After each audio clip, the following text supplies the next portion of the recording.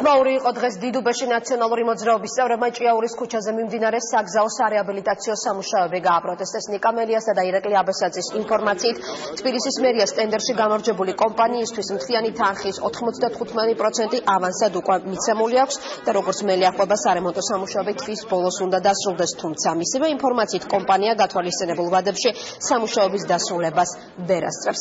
ადგილზე ტენდერში გამარჯვებული კომპანიის წარმომადგენლებიც მივიდნენ, რომელთა განმარტებით ჭიაურის ქუჩის საგზაო მონაკვეთის ნაწილი უკვე შეკეთებულია. ეს ქუჩა არის ნათელი მაგალითი, როგორ აგებს თბილისის მერი გზებს, როგორ ფლანგავს თბილისიდან ფულს და როგორ არის ჩაფლული კორუფციაში თბილისის მერია. 261,000 ლარი, 95% მთლიანი სამუშაოების შესასრულებელი თანხა კომპანიას მიღებული აქვს და როგორც ხედავთ, სამუშაოების ალბათ 5% თუა შესრულებული. პრობლემა რის წინაშე დადგა მერია და რატომაც გადაწყვიტა ეს გააკეთოს.